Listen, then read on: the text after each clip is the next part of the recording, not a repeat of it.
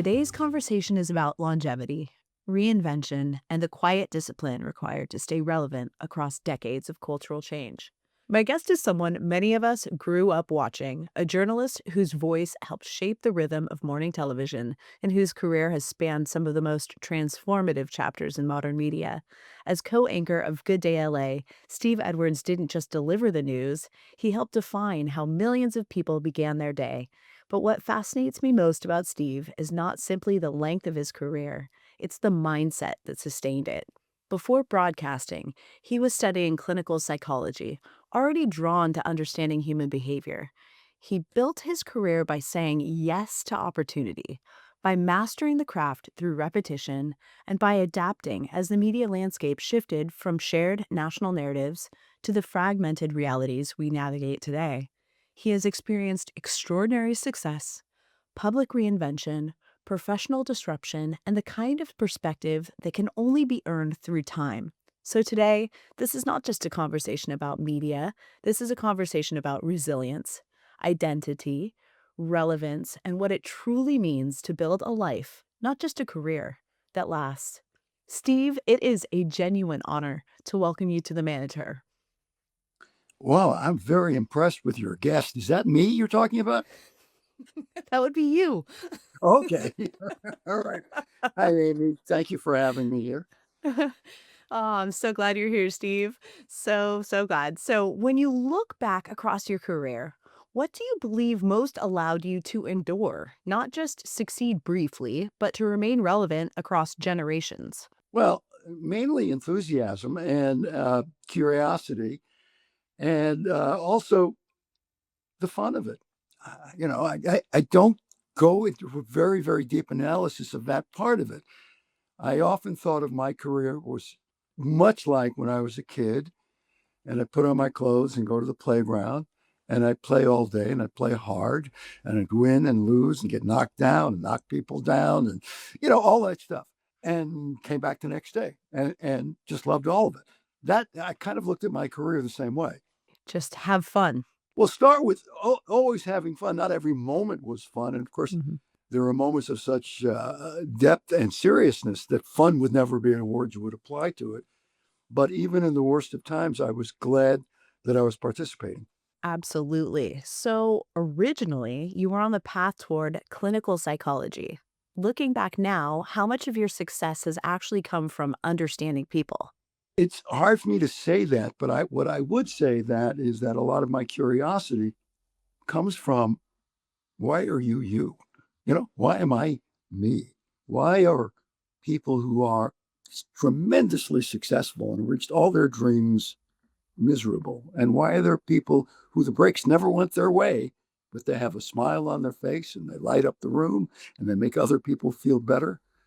Why are we at best 3 steps from punching each other and 5 steps away from countries going to war? What is that all about? The human frailty. Why can't we get it right? We get a lot right, but why can't we all get along? It's impossible. So I want to know, and by the way, I don't have the answers at all. I still have the same questions. I'm not sure we'll ever know the answers, but it's always interesting to see the different perspectives. And like as you have way more life experience than I do. And you've had such a different kind of vantage point, being behind the scenes in a newsroom versus, us, civilians. You've had a different vantage point. Well, participating in what's going on, being a kind of a participant observer at the same time does give you a take on things. And sometimes it's just what do I say about this? How do we report on this? How do we handle this? The thing that comes to mind all the time is 9/11. Being on the air 9/11, realizing that as things were happening, it isn't just a news story. And you also didn't know in the moment how widespread is this? Is something happening in every American city at this very moment? Are there hundreds of thousands of people who are going to attack the United States at this moment? Or is it just what we know and dealing with the amount of information that we have, which wasn't much, and realizing that people listening to this, they're not only unsure, they're in a state of mild panic at least, buildings now dropping as we're on the air.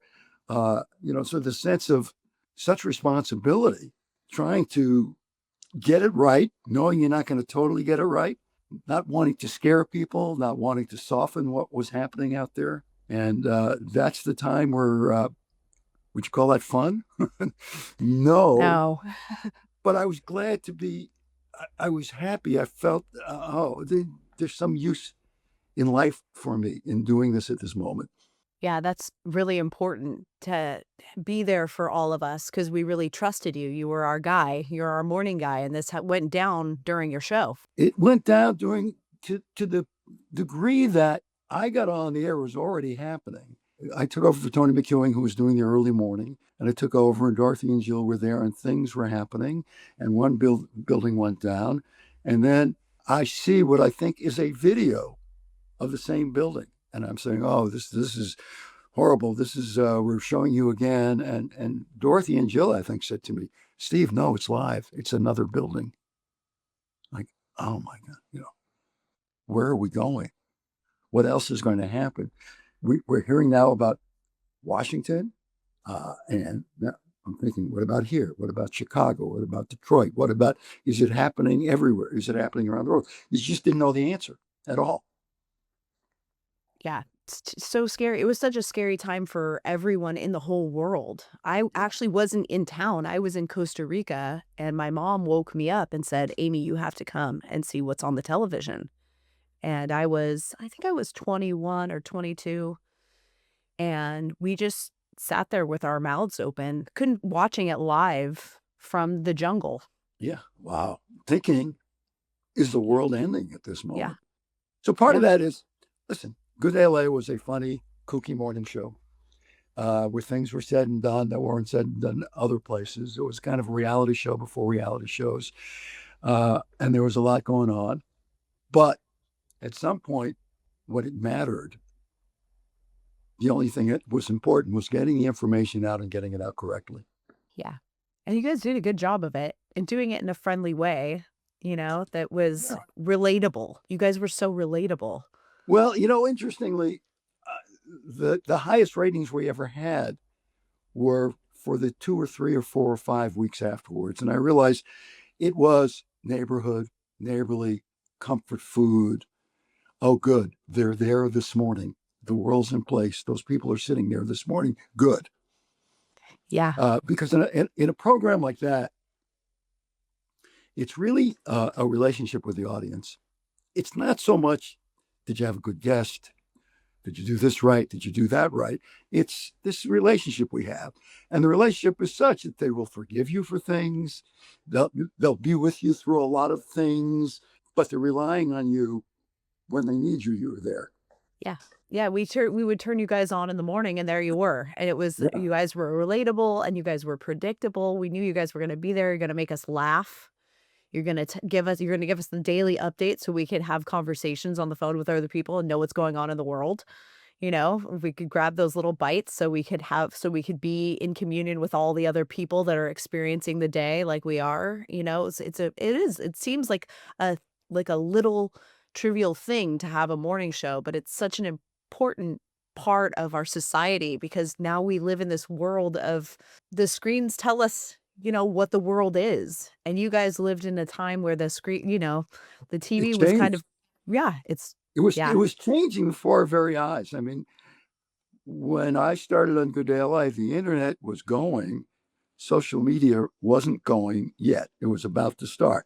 People got their information kind of in the old-fashioned way. You turned on the television at 6:30. People turned on to watch the national news to get the news of the day, which is a very quaint notion now, that anybody would wait until 6:30 to get the national news of the day. It was in flux while we were on. You could tell, you could feel the change. Go to our website. I remember promoting the website, and I would joke on there saying, "It's very important news. I'm not going to tell you, but go to our website." Uh, Yeah. I mean, the world changed before your eyes. What year was it when you got started in the newsroom or on the radio? my first job in radio was back in 1904. It was on a Tuesday. No, it was 1967. Wow. Yeah, 1967, where most people were listening to this were not even a thought of yet. So, I wasn't. uh, no, I was in a uh, PhD program at the University of Houston studying to be a clinical psychologist. And I had a little bit of, like an epiphany of, I'm not sure I want to do this. I'm not sure I want to do this. What do I want to do? And I want to be in broadcasting. And so if you talk to any people I grew up with, there's no surprise. Ask my sister, because I'd sit with her hairbrush and do play by play in my bedroom, and announce things and, all like every broadcaster's ever done. I took a leave of absence, which I'm still on, and I just called every radio station, and it was a simple enough time that I got a couple of meetings, and I ended up getting a job. And I went from a guy with a fantasy of being in radio to having a 6-hour radio show with playing with music and news. And I was doing everything. And it was a tremendous education. I think I had an audience of 6 on a good day, 3 on a small day. But I didn't know that. And in a relatively brief period of time, again, because of enthusiasm and curiosity and going to the playground, I ended up being the morning man, the sports director, the sales manager. And I did that for about 11 or 12 months. And I thought, now I'm ready. And there was a station that I listened to, and it was the big talk news station. And that's where I wanted to go. And I called them, and I got the guy who was the program director, he was also on the air. And I said, I want to come to work at your station. And he said to me, well, what's your, he had the big voice. What's your broadcast background? I said, honestly, a minute. And he said, well, this is, veteran, award-winning 25-year veterans. And what's your educational background? I said, well, I'm actually still kind of in a program for PhD at University of Houston. He said, well, come on in. So if people ever ask me, what did your education ever do for you? Very overtly and clearly, it got me that meeting. That's amazing. That I wouldn't have gotten probably. And I went, and we had lunch, and then we had dinner, and then we had drinks, and I had a career after that. It's a wonderful story about the benefits of education. And by the way, let me give you a perspective on education. It never ends. I'm learning more now than I ever did in college. At this late stage in my life, I'm still learning more. There is a kind of small thrill you get from learning. And I haven't What are you lost studying? What are you studying now, Steve? everything. And because of, I go back and forth on the internet. Is it a plus for humanity or not? And I don't have an answer for that, because it's also awful, and it spreads misinformation and hatred and all of that. But boy, all the knowledge of the world is at our fingertips. You can get educated in everything, and it takes no effort. I can remember when I was in radio and I had a show where I would interview people. I would go to the library, and I'd sit there and I'd go through something called the Periodic Guide of Literature. And it would show you, oh, there's an interview with so-and-so in this magazine. And then you get the thing and you make the points and whatever, and you're there for 7 hours for an interview that's going to last 7 minutes. Now you go, thank you. I got it all. Like, there's no excuse for anybody not to learn. Oh, I love learning. I walked into my son's room and he said, "Oh, I've been studying Japanese." I said, "Really?" He said, "Yeah, I have a 200-day streak on Duolingo." This kid is 11 years old. So he's been Wow. teaching him Japanese, some self-Japanese, without even telling me for 200 days. I didn't even notice. Wow. Yeah. And that's the great part of this. Mhm. Do you want to know something about the Etruscan civilization? Like, somebody said, what's the Etruscan? Okay. In 5 minutes, you will know as much as somebody who goes to Cambridge University to learn about it, because it's all right there. It's all right there. I know. I got a degree in art history, and now I can just look everything up. I can just ask ChatGPT. which is phenomenal. It is phenomenal, isn't it? Just It's that you can do. amazing. It's like lazy. It's almost lazy. You used to have to work to learn it. Now you don't have to work so hard. No, you don't have to worry about forgetting anything anymore, though. That's true. It's all there. So, very few careers last. What separates the people who sustain relevance from those who fade? Well, first of all, luck has to do with it. I fall back on again on enthusiasm and curiosity and feeling the playfulness of a career. Even when it's serious, um, wanting to be there. I always felt like I was doing my avocation as vocation. It's something that I would have done for nothing, much less have a professional career earning a living at it. For me, that would be my answer. And the fact that I'm interested in everything so that there was lots of slots I could always fill. I was a sportscaster, I was the weather guy, I was the entertainment guy. I did Entertainment Tonight for a year. I think that's a small part of my background. Uh, I did sports talk on KBC radio for a bunch of years. I did the weather. It's nothing I really ever wanted to do, but I did the weather. I basically always thought of myself as a talk show host slash news junkie. That would be like the combination because I realized early in my career when I went to television and I was a news anchorman in Houston that I found it boring. And because what it was reading copy, either written by somebody else or by me, and just reading what you've already know that is on the page. And I discovered something about myself. I'm more excited if I don't know quite what is on the page or what's around the corner. This is why I like breaking news and live television and things going on, and a certain degree of comfort in chaos. Yep, that I get that. I understand that. I'm a mother, so I have comfort and chaos in my daily life. I get that all the way. Well, and also, I'm going to try not to interview you. It's a reflex for me. Go ahead, Steve. It's very hard for me not to. Uh, this whole thing about chaos of motherhood. First of all, you have like 17 children. How many children do you have? 6.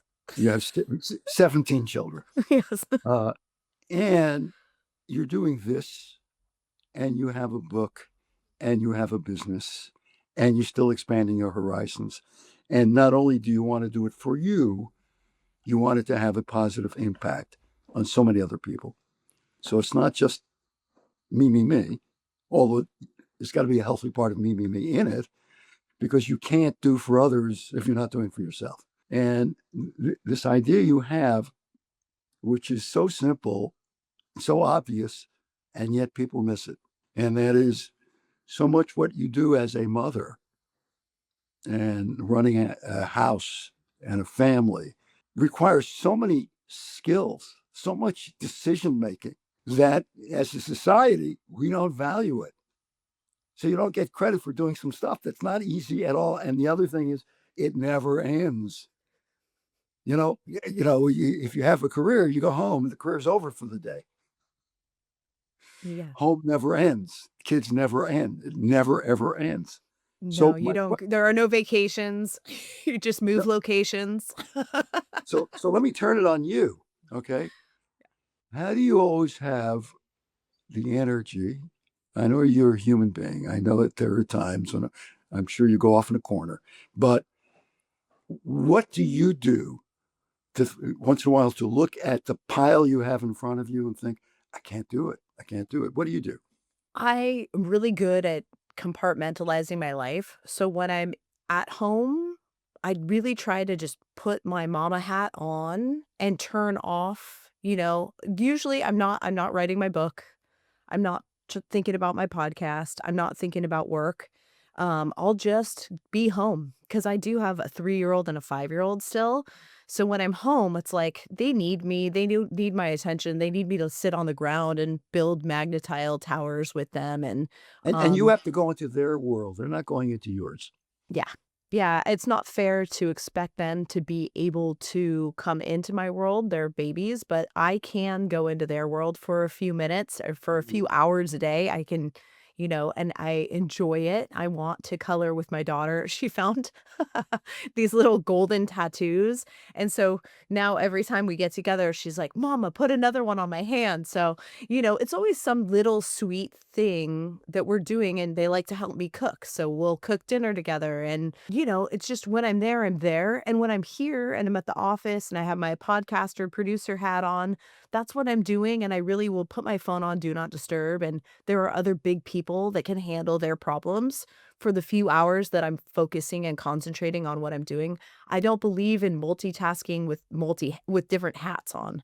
I think I can keep one hat on at a time, stay focused for a few hours on that kind of work, and that keeps me kinda sane. That keeps me sane. How do you sleep? I very well. I I am a big sleeper. Sleep is huge to me. It's like at least 8 hours a night, and, my husband, the first time he took me away, like, on a takeaway trip before we got married, he cracked up because I have my sleeping socks, my sleeping mask, my earplugs, and he laughed at me. He was like, "Are you serious?" Well, wait, I'm wait. like, Where's your white noise machine? I didn't bring it with me. But yeah, he's like, "Oh, whoa, this chick really takes sleep seriously." But I do. I need 8 hours of sleep for real every day. And some people don't need sleep. I need sleep. I love sleep. Sleep is good. Well, but you have a pretty big battery to charge with everything you're doing. Yeah. Yes, I So, do. Yeah. Yeah. Sleep's and, always and been kind of, it's non-negotiable. how do you handle anxiety? I'm not a very anxious person. I don't get very anxious. I do get scared sometimes. I do. I would say it's not really anxiety for me. But I do have self-doubt. And a lot of times when I'm scared or have self-doubt, as I'm getting older, I actually push into it. So things that I'm afraid of, I actually realize those are the things I need to do. It's kind of like thinking there's a monster under the bed. You look under the bed and it's not really there. You're not afraid of it anymore. And that's sort of life. There's a Um, phrase you can use for that psychological phrase. You're being counterphobic. Counterphobic. I like Counterphobic. Yeah. I like it. Yeah, so that's sort of what I've learned, and my next book that I'm writing right now kind of really gets into that shadow work and how we can use our fear and the emotions that we're running away from, and the problems we're running away from in our life to help us actually meet and exceed our potential. You write and talk much about the wound. Mm, The wound. yeah. Get Just into describe it? that. Yeah. Yeah. In the book, the second book really gets into the wound even more, honestly. It was one of the big questions that people are like, "Okay, tell me more about the wound." And the wound is, in the bigger sense, the wound is the patriarchal wound that was left on the female psyche from, millennia of patriarchal rule that told women they were less, that told women that what they did wasn't important, that it was, women's work wasn't really considered high level, high skilled. That's really one of the things that I wanted to change the narrative on that with my book, with the Manage Her. It was, let's change the narrative on this. Women, the work we do with our families, with our husbands, with our children, this is highly skilled management, organization. This is emotional IQ. This is some seriously highly skilled work that nature has actually helped us evolve to do. And let's own that, the fact that we are doing this work and that it is skilled labor, and that it's really a masterclass in leadership as a whole. So for any woman who's out there who feels like she isn't a leader, if you're a mom, you know how to lead. I'm Yeah. giving you permission. And Go you do it. also say these skills really translate well into the working world, Yeah. where nobody gives it too much credit yet. Uh, and observe that. But when you're skilled at all those other things, hey, being in an office, working with people, that's easy. They're not kids.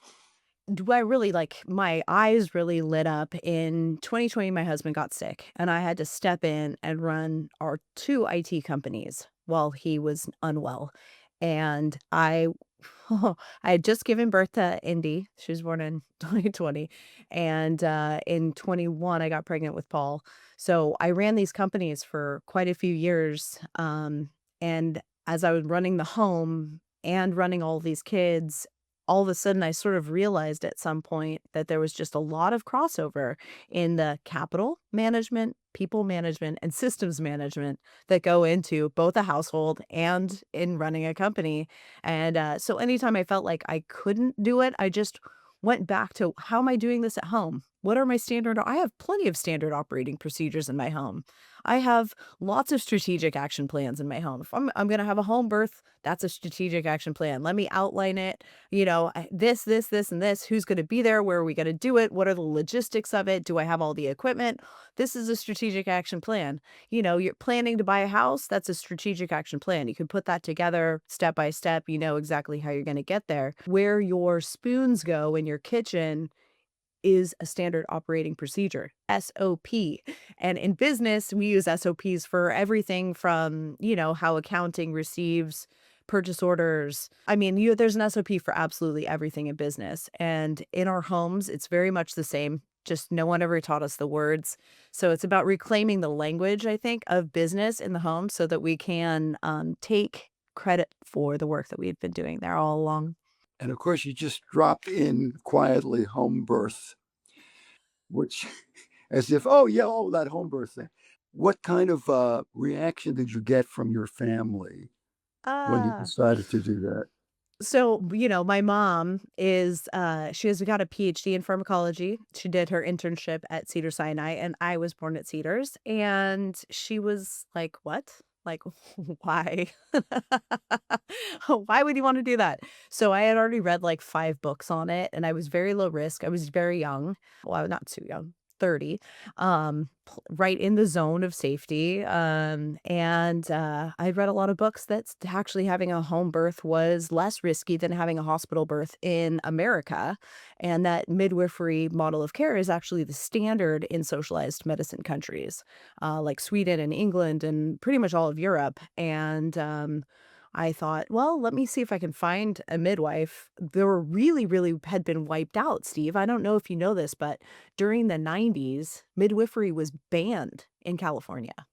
And I didn't know. midwives, No, yeah, yeah, midwives were getting locked up for assisting women with their births at home. didn't know that. What is the status now? Now it is legal. I think it became legal again in 1999, but actually my first midwife, Ann Summers, actually did get locked up in the 90s for being a midwife. Really? Yeah. Oh, So wow. we've come a long way. But it was in 2009, it was kind of hard to find a midwife because there had been kind of a collapse of midwifery in the state of California. There are so many fabulous midwives now.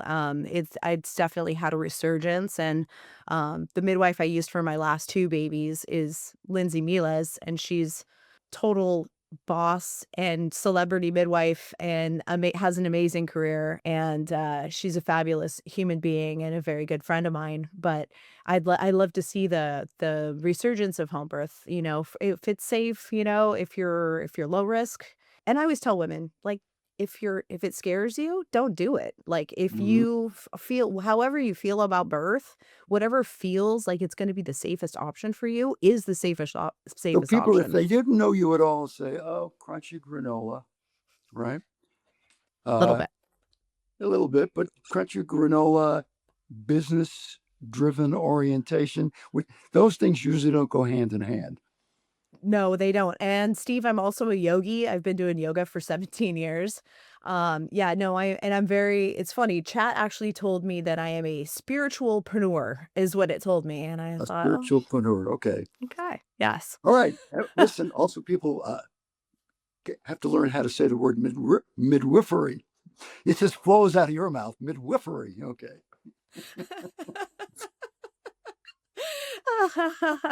I know it does, because I've actually had 5 babies at home, Steve. Wow. Any problems?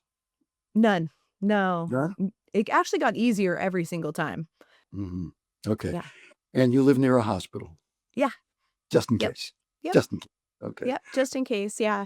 And, you're constantly being monitored. But I don't know, you get to a place where you trust your body too, especially when I feel like once you've had 2 home births, your body really knows what it's doing, and birth is really just a biological Interesting. function at that Uh, point, you just By trust the it. Let me ask a crude man question. Are you done? I wish I could have another baby, but we're aging out. I would totally have one more if I could. But I think I've aged out. Okay. All right. You asked me something. I forgot. Okay. I forgot. I forgot. So let's see. Did you all since you're so adaptable, Steve, did you always know how to adapt or did adaptation teach you? I think it's probably a combination of two things. The adaptation comes from, and again, the fun of wanting to try stuff. Even being slightly, let's use this phrase again, slightly counterphobic. Am I afraid to do that? Let's do that. People ask me, did you ever get nervous when you're on the air? And I say, I would get nervous the first time I ever did anything for the leading up to it and the first 2 minutes of it. And that's it, because now you're doing it. You know how it is. The fear of something happening is much worse than the event itself quite often. So that certainly was a big part of it. And I think it's always key to say, don't say no. Don't say no. You brought this up in the introduction. Don't say no.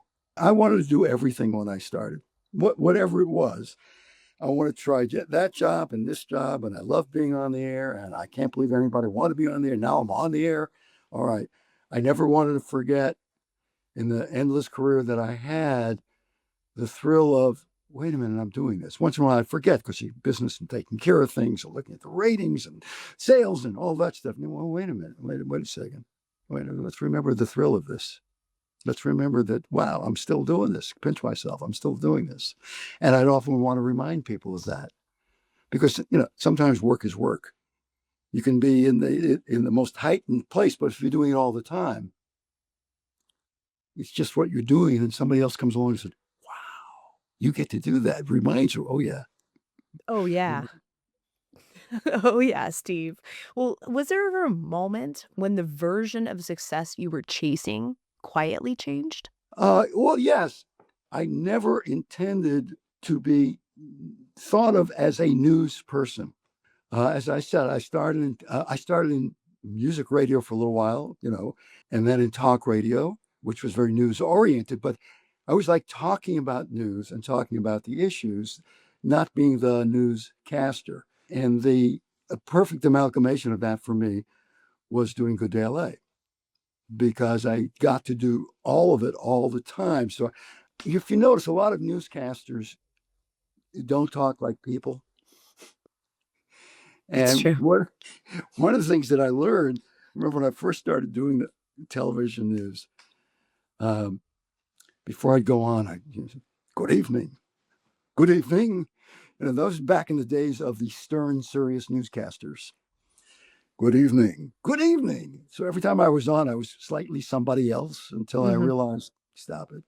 You know, find, don't find your voice. You know your voice. I don't have to find it. I'm faking it when I go in. And what happens with a lot of people, they fake it so much that they think that's how they talk now. Good evening. I mean, I love when I see a 24-year-old kid on TV say, and my colleague, I said, you never say colleague in your life. Why are you saying that? Because you're putting up adult clothing and you're pretending. Another observation. Here's another observation I had. When I first started, we all wanted to seem older. Not anymore. Everybody wants to seem younger. Everybody wants to. Back then, you want to be perceived as someone with a little maturity, some age on you, and experience on you. Now you want to. Now, if you look at pretty much any person in the news, with very few exceptions, you look at every local news station, and then you look at the social media, and everybody's cute and adorable and funny and doing silly things. That would be unimaginable when I got into the business. people wouldn't present themselves that way unless they were doing some kind of goofy show, but not if they're doing something attached to news. That's a big change. Yeah. Tell me more about that time, Steve. Back then, first of all, it had to do with a lot of the degree of what was being put on the air and disseminated was determined by scarcity. I mean, you only had a couple of places. So that when I watched the news, the name that would always come up is Walter Cronkite. So if you're watching Walter Cronkite, he's on for half an hour, which means like 24 minutes, and 25 million or 30 million people would be watching him every night when the population of the country was about 190 million. Now, the number one primetime newscast, the 6:30 newscast, gets 8 million in a country of 340 million people. So there weren't a lot of places to go. So we were living in a monoculture where people were sharing the same experience. Because either you were watching Walter Cronkite or the other two national newscasts, or you were hearing about it. So that when Walter Cronkite said, relative to the Vietnam War, the best we can hope for now is a stalemate, America knew it's time for us to get out. Because now there's nobody like that now. There's nobody like that now. Also, because there were so few places to get news, the newscasts weren't chasing an audience. In other words, they weren't doing. Now it's kind of, what do people want to hear? What do they want to hear? And we'll go with that. It's true of the important national newscasts, but more so where most people consume their news, which is on cable news, on streaming, and they're playing to what they think you want. Back then, you had, it was kind of elitist. You had these elitist news guys, the gatekeepers, thinking what is important for America to hear. Not, hey, what do they want to hear? The Kardashians never would have been on a newscast. You would have never heard of them. When Elvis Presley died, what a story, right? Elvis Presley died. He was the second or third story on the CBS Evening News, about a minute, 10 seconds. That was it. Wow. Wasn't even the lead story. That's how. Now, of course, they would cancel all programs, and it would be wall to wall because, well, that's what people want to hear. Yeah. May not be the most important thing, And back then, they had the time to talk about and show issues that were a little more complex than now, because you're afraid of losing the audience. Yeah, totally. And we were talking about narrative affirmation. I love that word. You're the one who I was like, man, that is exactly the word. It's It like is. It is whether, not only. It came up while I was talking to you. It's not only narrative affirmation. It's like emotional narrative affirmation. And if you turn on cable news, they're going to do the thing that will, first of all, you'll agree with, and it'll work you up, and you'll want to watch more of it, and then you'll get angry about what they're doing in the other part of the world. So that once was a world where we could disagree, but we weren't at each other's throats. But now everything gets ramped up. The loudest voice gets heard, and you have to be loud to be heard. And when you have a loud voice, a louder voice will come back at you. So now you're ramping up even more, so that the complexities of life and issues get lost.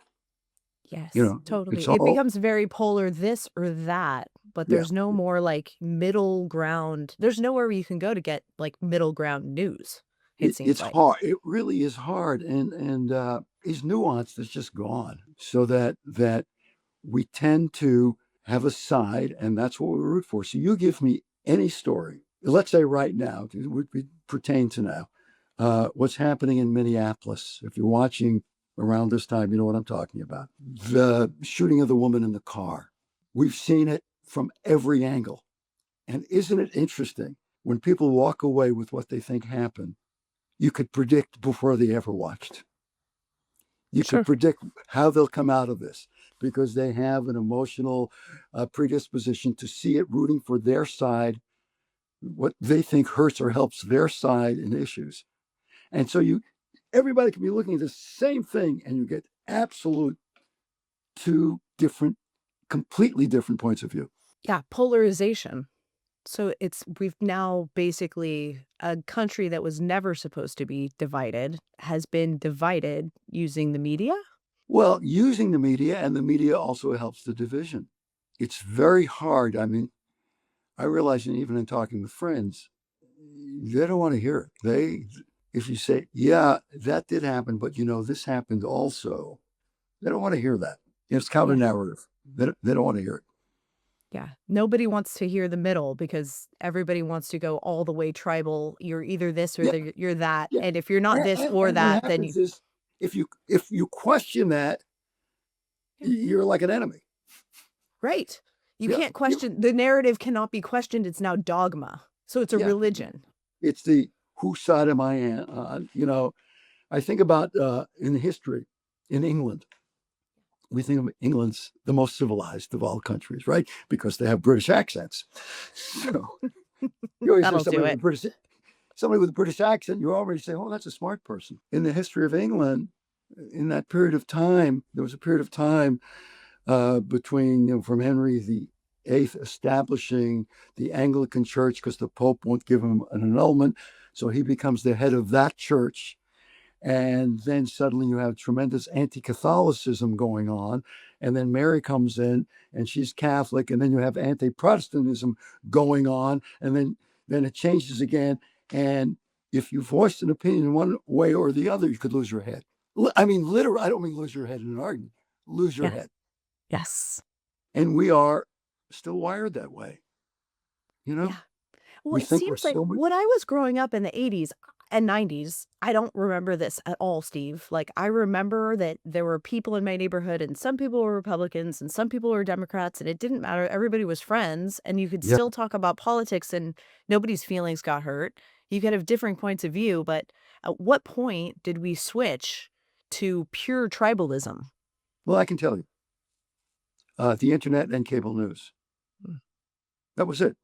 Things that you think about politics a little bit. Maybe you disagreed with your neighbor, but now you go online and you're assaulted with things, and everything gets revved up and ramped up. That access to all of that stuff is a driver of the polarization, without a doubt. It really is, because these are the same people who were in your neighborhood before. Yeah. Yeah. Uh, These are your parents' friends, That was the friend group, and they're still the friend group, but now, I've found, my parents' friends don't talk to each other anymore. well, yeah, and 'Cause also we're living in a time, and we have, without getting into all of it, we have the most unusual president in the history of this country, who is driving a lot of it because he's on social media every moment, and likes to fight and pushes it. And whereas most presidents at least pretend to be uniters, that's not the polarization that we're living in now. It's me Yeah. versus you. Yeah. Either you're on my side or not. I'm not going to reach across to you. You got to come to me. Yeah, it's very polarized. It's like you can turn on Fox News and you're living in one planet, and you turn on CNN and you're living on a completely different planet. Completely. And in terms of also, what are they picking up to talk about when they sit there and come out? And I've been around it. What do you choose to have on the air? And if you're doing 1 hour shows in the evening, personality driven, they're really just like talk radio shows, but they're under the cover of news. What you choose to talk about determines what people know. And if you overemphasize an issue, that issue becomes bigger than it should be. Tell me more about that. It goes back to this affirmation thing again. Let's make up a situation so that it's not political, so people watching this don't go into their own little tribes and lanes listening to this. Let's say that I know you are the viewer, and I heard that you like lollipops. Now, lollipops are not the most important food group at the moment, but I know that you like lollipops. So tonight, I'm going to talk about the war against lollipops. And now across the way at the other place, they're going to have on the doctor who will expose why lollipops will kill you. Now, meanwhile, lollipops aren't that important, but now they are. Now they are. It's a silly version, but you get the point. I get the point. Absolutely. Yeah, we are taking it to another level that we've never seen before. But at what Hmm. point can we return to some sense of normalcy in our country? At what point can we come back to a happy, messy middle? Maybe another 9/11, Ah, but even that didn't work. I mean, I was, I remember I was cynical is the wrong word, but skeptical because we all came together for 4 minutes, and I was saying this is a cheap joke, but it has meaning. Until you can't get a parking space on Tuesday, then you're fighting over the parking space, and sure enough, instead of bringing us together, it did for a little while, and we had flags flying out of our cars. It didn't take long at all, you no, know. it didn't. Yeah, I remember seeing people in the streets with their American flags, and everybody was so united. I'd never seen America. I mean, like that. The '80s were pretty pro-American, but it was both affirming and hopeful, and yet at the same time, I felt like, "Oh," I was a little I guess I'm rarely anxious, but it did make me a little anxious too, because I did Sure. feel like we were being maybe just a tiny bit manipulated to see how much of that was left in us. Hmm. Or we were manipulating ourselves, you know. We maybe doing it ourselves, but the time that lasted. I remember a guy, a famous magazine publisher, Graydon Carter, afterwards printed, it's the end of irony in movies. It's the end of gratuitous violence in movies because now we understand how bad it is and we all have an understanding. And that lasted less than a week. Movies became more violent, more irony, more stuff. It was, you know, we say things to make us feel good and then we don't do it. Yeah, you're right. So, do you think in this information age that we're living in now, do you think people are becoming more informed, or are we becoming more affirmed? More information, less wisdom. Mm, true. Because sometimes all that information works against wisdom because we're choosing the information that we want to hear. We're getting very serious here. I know, I'm sorry about that.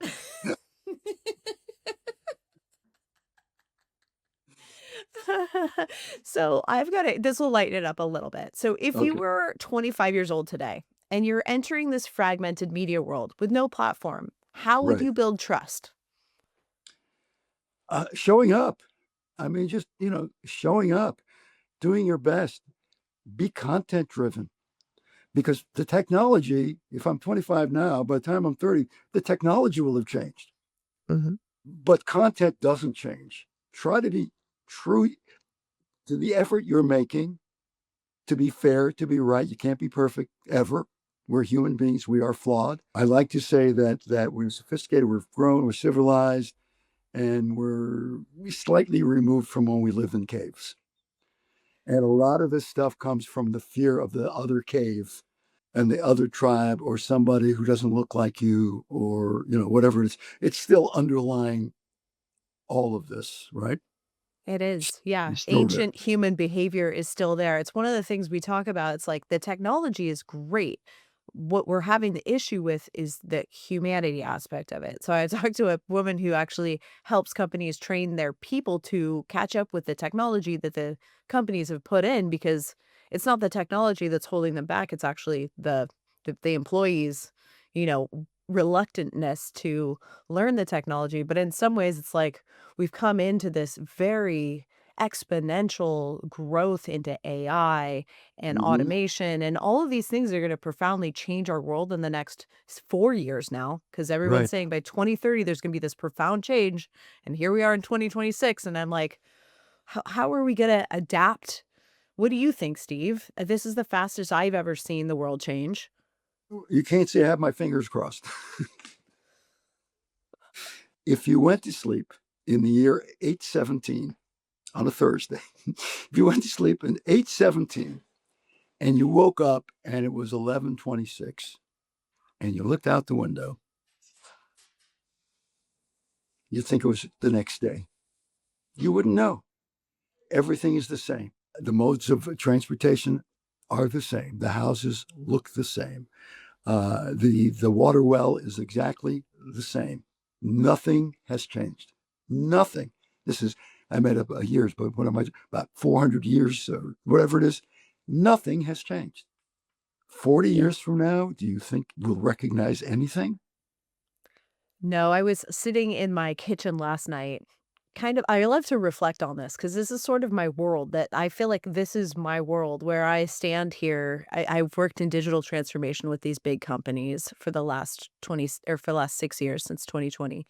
And I've been able to see how digital transformation has transformed the way they do business. And now that we're seeing digital transformation at a consumer level, I was thinking if I could see myself right in this moment when I was 14, what would trip me out the most?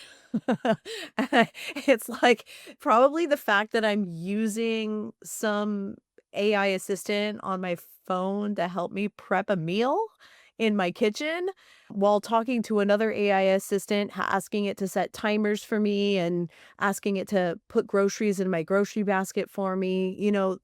We do have quite a bit of technology, but I think, holy moly, in the next 4 years.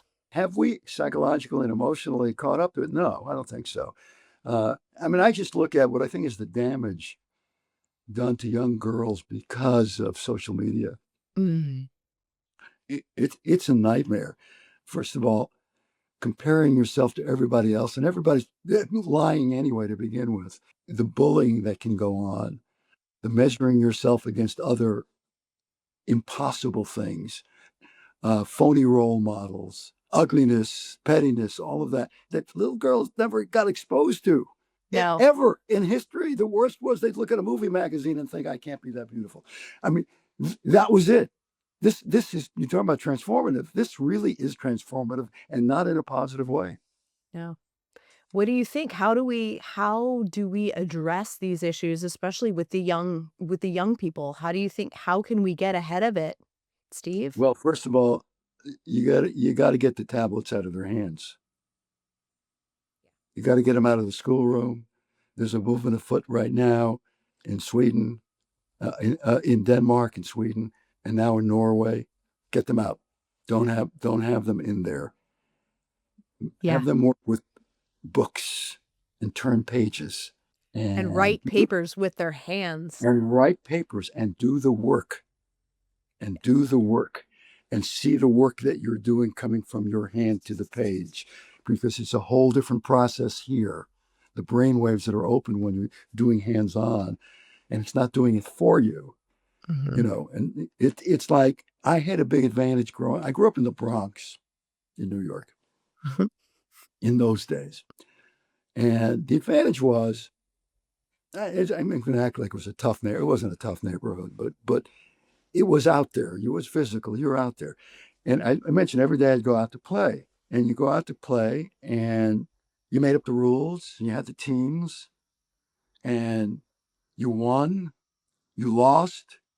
You got cheated. You cheated. Find out what happened when you cheated. You had to go to the bathroom, but you had to finish playing out the game. All those things were incredible school for life. An incredible school for life because it was all hands on. It was all hands on. You go to school, you had to do the work in school, you had to present stuff. It was tremendous. Uh, Now, we would be like dolts when it would come to IT now, but boy, we knew a whole lot about living. Yes. I think your That generation knows way more about living even than my generation. We grew up with TVs and cable TV. You guys had a lot less screen time than we did. well, I didn't have a television in my bedroom. Yeah. Okay, so Mm. TV was an event. You went to the living room, right? And when it was parents said it's off, it's off. And by the way, it was different because you had to get up and walk across the living room to change the channel. Imagine that. Old school, Steve.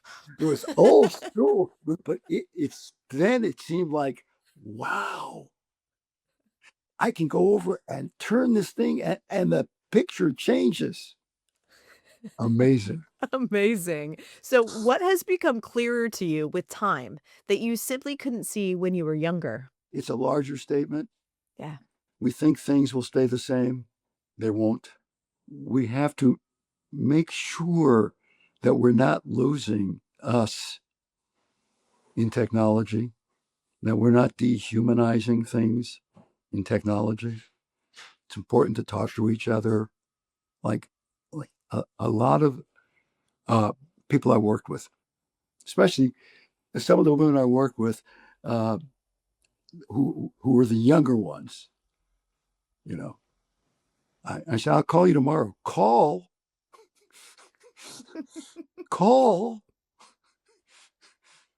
What is that? Yeah, we've And gotten away from calling.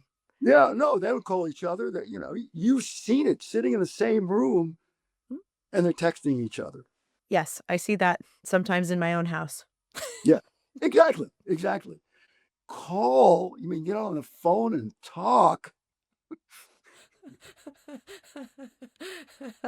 Yeah, things will continually are gonna keep changing, and it's, you know, after a lifetime in the public eye, what have you learned about what truly matters? Well, nothing is new about that. It's family. It's family. It's friends. When I do something called a ramble, which I haven't been doing much lately. But I always end it by saying two things. One is forgive, forgive. Because when you forgive somebody, you're not allowing that person to own a piece of you that you're carrying in a negative way. That person still has impact on you. Forgive. First of all, forgive that person because that person maybe made a mistake or did something bad for a moment. Everybody does something bad sometime, right? Forgive that person and breathe. It's gone. It's gone. And the other most important thing is gratitude.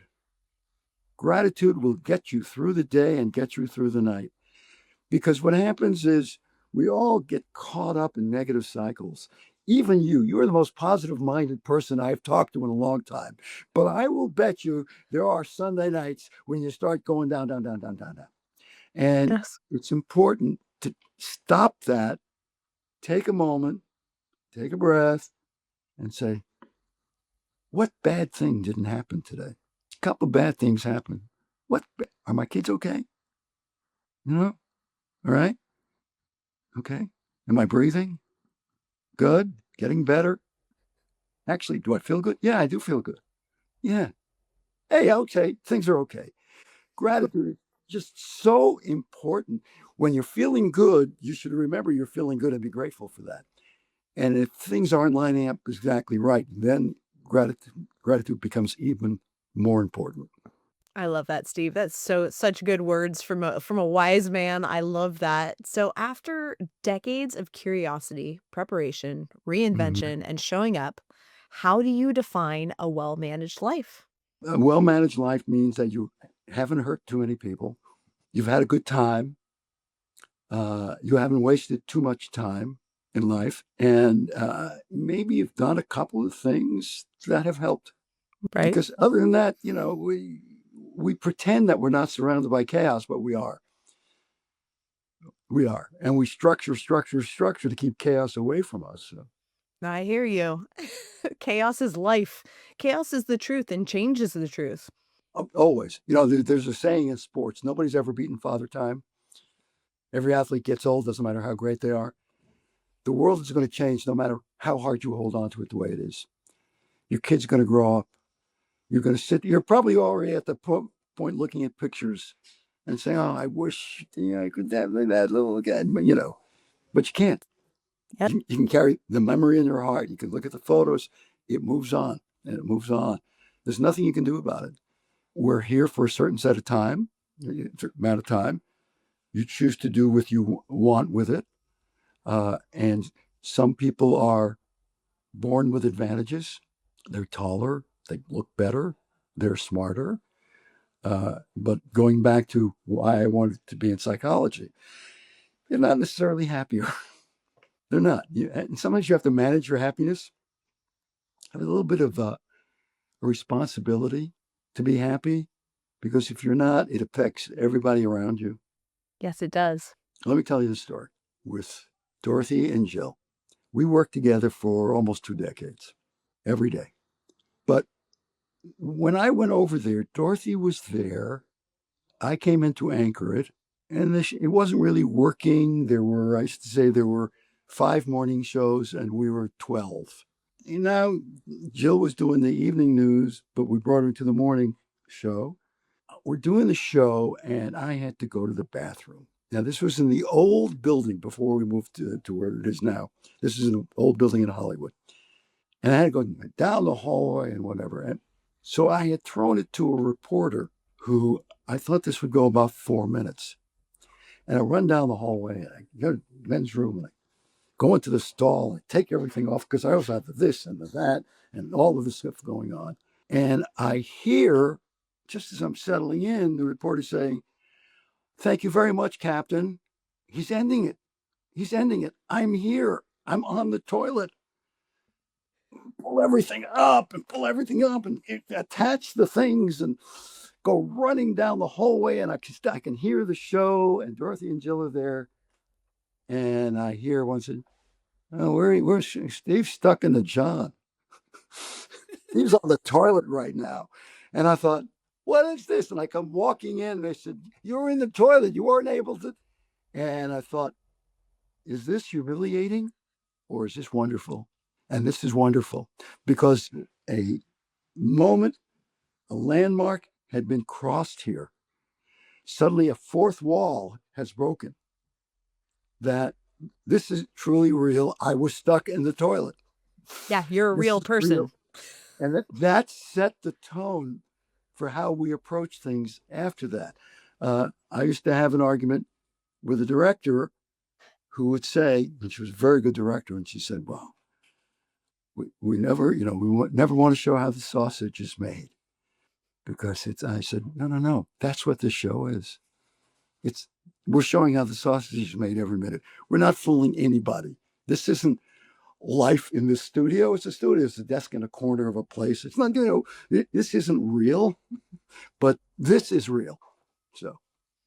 Yeah, you guys came off as very authentic, and it was something really, really different than we'd ever seen before. And I think that's why we watched you for so many years. I mean, from 1995 to 2012, you were my morning show.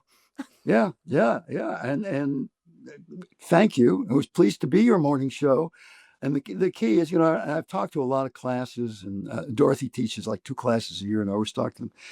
And even the people I worked with, I always say to them, be yourself. Be the best version of yourself. Don't be something else. Don't be phony out in the field. A lot of the reporters who work with us and work with me through the years learned.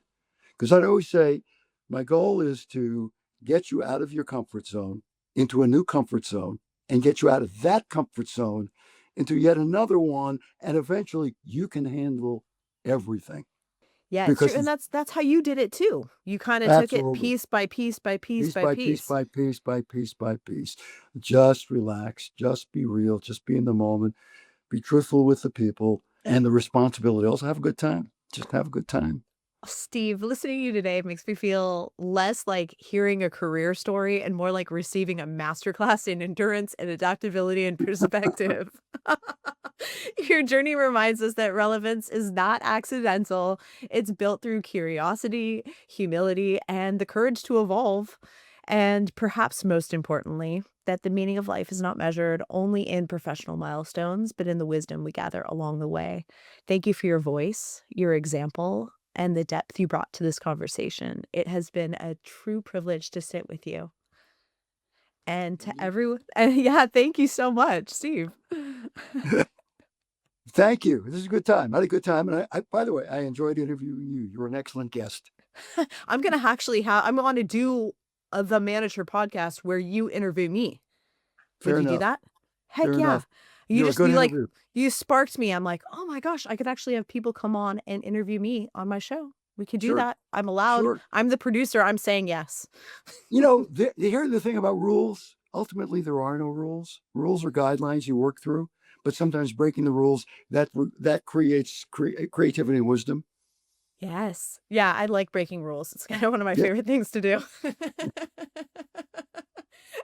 And to everyone listening, if this conversation reminded you that reinvention is always available, share it with someone who is still becoming. Steve, what an honor. Thank you for being here. Where can we find you on social? Where are you? Well, I'm on Instagram and Facebook.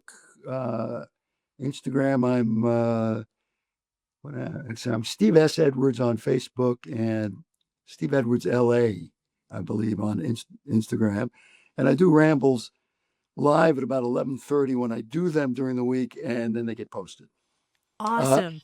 and by the way, Awesome. I leave this, and I'm going into a Zoom meeting with producers and Dorothy and Jill. We may be doing what else? A podcast. Yay, you should. Well, I yeah, love it. yeah, yeah. Do People it, are always Steve. asking for it. So You thank should. you, Amy. Oh, Thank you. thank you, Steve. It has been an honor. I've had so much fun getting to know you this week. So thank you so much for spending time with me.